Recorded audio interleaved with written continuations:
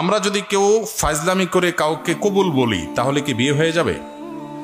School কলেজে ছেলেফেলেরা অনেক সময় দুষ্টামি করে কাজ করেন। দেখুন, সালাতুন জিদ্দুহুন্না জিদ্দুন ওয়া হাজলুহুন্না জিদ্দুন। নবী সাল্লাল্লাহু আলাইহি ওয়াসাল্লাম বলেছেন তিনটা কাজ হাসতে হাসতে করলে যা হবে সিরিয়াসলি করলেও তা হবে। এর ভিতরে একটা হলো বিয়ে। যদি দুইজন সাক্ষীর উপস্থিতিতে, অ্যাডাল্ট দুজন সাক্ষীর উপস্থিতিতে এই কাম করে থাকেন, উভয়ে হাসাহাসি করেছেন, আর নিজেরা শিশু না হন, আপনারাও অ্যাডাল্ট হন, তাহলে হানাফি মাযহাবের মাসআলা অনুযায়ী বিয়ে হয়ে যাবে। বলবেন হুজুর মোহরটা ঠিক কই নাই। মোহর অটোমেটিক সেট হয়ে যাবে, কিন্তু বিয়ে হয়ে যাবে। খুব জটিল। এখন অনেক সময় আমরা ফাজলামি করি। এখন কেউ নাটক সিনেমাতে অভিনয় করার জন্য করছে, সেটাও যদি দুজন সাক্ষীর সামনে করে, ওই ব্যাকল জানে না যদি আবিয়াত্ত হয়ে থাকে বিয়ে হয়ে যাবে, আর যদি বিবাহিত হয় তাহলে তার কোনো উপায় নেই। তো শরীয়তের এই মাসালাগুলো নিয়ে তামাশা করা যাবে না, এগুলো সিরিয়াস ইস্যু। আমার 2 বছর বয়সী পুত্র সন্তান সারা রাত একটুও ঘুমায় না, খুব কান্নাকাটি করে, বাড়িতে সবাই অসুস্থ হয়ে পড়ছি না ঘুমিয়ে। এখন করণীয় কি? ভালো কোনো রাকি শরণাপন্ন হবেন। আমার অফিসে রুকিয়ার জন্য শত শত মানুষের সিরিয়াল।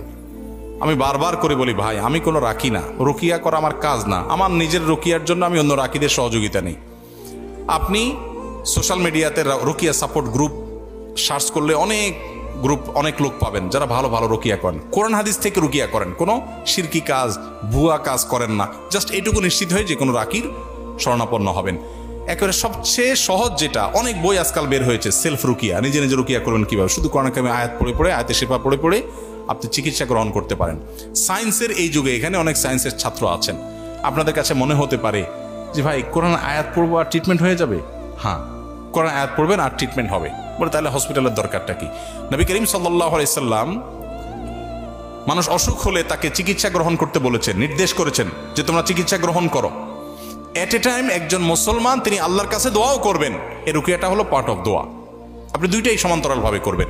এবং বিশেষ করে এই যে রোগীর কথা বললেন, বাচ্চা কাঁদে অস্বাভাবিক, এটার জন্য যদি আপনি মিরাকল দেখতে চান, আপনি সুন্নাহসম্মত রুকিয়াতে আপনি যান। আমি আপনাকে আল্লাহর উপর ভরসা করে বলতে পারি আপনি আল্লাহর কুদরত দেখতে পাবেন। আমার জীবনে বহুবার দেখার সুযোগ হয়েছে যে কোরআনে কারিম কিভাবে মিরাকলের মতো কাজ করে। এজন্য বাচ্চারা অস্বাভাবিক কান্নাকাটি করছে, অস্বাভাবিক কিছু করছে, মনে হচ্ছে যেটা মেডিকেল সায়েন্স রিলেটেড কিছু না, অস্বাভাবিক, তাহলে বুঝতে হবে যেটা রুকিয়া রিলেটেড ইস্যু। আপনি কোরআন তেলাওয়াত শুরু করে দেন। সূরা বাকারা হলো কমন রুকিয়া। নবী সাল্লাল্লাহু আলাইহি সাল্লাম বলেছেন সূরা বাকারা, এইটার তেলাওয়াত যদি আপনি কোনো ভাষায় করেন তাহলে সে ভাষায় এই যে জাদু বা এই জাতীয় সমস্যা যদি থাকে আল্লাহ তাআলা এটা থেকে মুক্ত করবেন এবং শয়তান ওখানে থাকতে পারেন। এই জন্য সূরা বাকারা তেলাওয়াত করবেন। তেলাওয়াত করতে পারেন না, অডিও চালাই দিবেন, এটা শুনবেন মনোযোগ দিয়ে, ইনশাআল্লাহ দেখবেন এই জাতীয় বিষয়গুলো ট্রিটমেন্ট হয়েছে। আর সবচেয়ে ভালো হয় ভালো কোনো রাকি শরণাপন্ন হবেন, ইনশাআল্লাহ ঠিক হবে। আমি একজন বেকার যুবক, অনার্স 2য় বর্ষে পড়ি। আমার মা আমাকে এখনই বিয়ে দিতে চায়, কিন্তু আমি নিজে উপার্জন অক্ষম না হয়ে সংসারে জড়াতে চাই না। এখন আমি কি করব? মানসিক চাপে আছি। কি কপাল পড়া ছেলে, চিন্তা করেন। বউ ছেলে আমাদের কাছে কাগজ লেখা দেয়, বাপ মা বিয়ে করায় না, সে বিয়ে করতে চায়, আর এর মা বিয়ে করাতে চায়, সে পয়সা কামানো দেখি করবে না। মানে কত বড় কপাল পড়া হলে এটা সম্ভব, চিন্তা করেন। কোনো মা বাবা যদি উদ্যোগী হয়ে সন্তানকে বিয়ে করান, আলহামদুলিল্লাহ, তার মানে মা বাবা সাপোর্ট করবেন, বউকে না খাওয়ায় মারবেন না, রেখে দিবেন না, তার মানে তোমার বাবা মার সাপোর্ট আছে ভাই।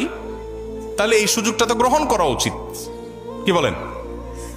একই সাথে কাজও করা উচিত। বলে হুজুর আমি পড়ালেখা করে কাজ করব। পড়ালেখা করে কাজ করা যায় না? আমি যখন যশোর দোয়ারনা মাদ্রাসায় পড়ি, আমার ভাই সাক্ষী, তখন আমি যুব উন্নয়নে ইমামতি করে চাকরি করি, 600 টাকা মাসে বেতন। আমি ছিলাম হাটহাজারী মাদ্রাসায়, সেখান থেকে এখানে আসছি। কেন? কারণ আমার বাবা সাতক্ষীরাতে মাছের ঘেরে ব্যবসা করতে গিয়ে অনেক লস খেয়েছেন, একেবারে আকাশ থেকে পাতালে পড়ার মতো। তখন বাবাকে সাপোর্ট দেওয়ার প্রয়োজন হয়েছে ফিনান্সিয়ালি। আমি তখন ভালো মাদ্রাসা ছেড়ে, হাটহাজারী ছেড়ে যশোর দোয়ারনা হাসে ভর্তি হয়েছি। আলহামদুলিল্লাহ, ছাত্র জীবনে বাবাকে সাপোর্ট করেছি, নিজে পড়ালেখা করেছি। আমার তো পড়ালেখার কমতি হয় নাই। 10 stand, 3rd stand, 2nd stand সব যশোর দোয়ারনা মাদ্রাসা থেকে হয়েছে। সাক্ষী সব এখানেই আছে, ওস্তাদরা আছেন, মাশাআল্লাহ, মুরব্বীরা ওস্তাদরা আছেন মাদ্রাসার। আমাদের কাশিমপুর হুজুর আছেন, আমাদের হাবেজ সাহেব হুজুর আছেন, তো আমাদের আসাদুজ্জাহ একরাম এখানে আছেন। তাহলে ছাত্ররা যারা মনে করেন যে ছাত্র জীবনে আমি উপার্জন করবো করতে, এটা ভুল কথা। চেষ্টা করলেই সম্ভব।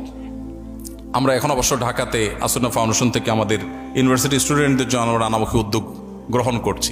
আপনি চাইলেই হাতের কাছে স্ত্রীর ডাল ভাতের টাকা জোগাড় করার জন্য হিম্মত করলে একজন যুবক অনেক কিছু করতে পারে পড়াশোনার পাশাপাশি। বিধায় আপনি হীনমন্য না হয়ে এই অফারটা গ্রহণ করে ফেলবেন এবং হালাল উপার্জন করার চেষ্টা করবেন। বাবা মাদের সাপোর্ট করে আলহামদুলিল্লাহ, আর কোনো কথাই নেই। মা বাবার অবাধ্য সন্তানদের জন্য মা বাবার করণীয় কি? অবাধ্য সন্তানকে বাধ্য করা এটা কঠিন একটা কাজ। দোয়া করবেন, চেষ্টা করবেন। ভালো কিছু বই আছে, সমকালীন প্রকাশনী থেকে একটা বই ছাপাইছে, মা মা মা বাবা।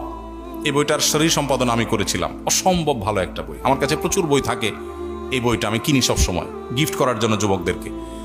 তো এই ছেলে মেয়েদেরকে যদি এই বইগুলো পড়ানো যায় তাহলে এটা খুব ভালো একটা মোটিভেশন হয়। এই বই থেকে আল্লাহর ভয় দেখানো যেতে পারে, সভ্য ভালো বাবা মার প্রতি সদাচরণকারী সন্তানদের সাথে সন্তান উঠা বসার সুযোগ করা যেতে পারে। পশ্চিমা সংস্কৃতি আমাদের সন্তানদের বেয়াদব করে দিয়েছে, আমাদের ইসলামী শিক্ষা মোরাল শিক্ষার অভাব আমাদেরকে শেষ করে দিয়েছে।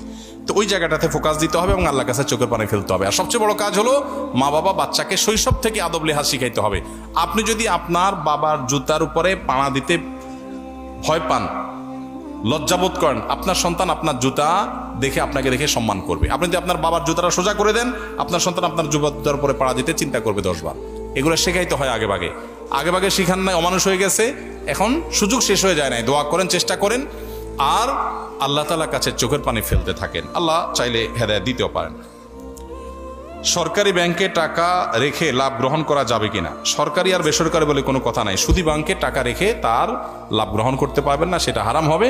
আর সুদী ব্যাংক যদি না হয়, ইসলামী ব্যাংকিং হয়, তাহলে সন্দেহপূর্ণ হয়, সেক্ষেত্রেও লভ্যাংশটা নিজে ভোগ না করে দান করে দেওয়াটাই হলো তাকওয়ার দাবি এবং সন্দেহের ঊর্ধ্বে ওঠার জন্য সেটা সবচাইতে এহতিয়াত এবং সতর্কতা। আমি পার্সোনালি সেটা করি, যে টাকা রাখতেই যেহেতু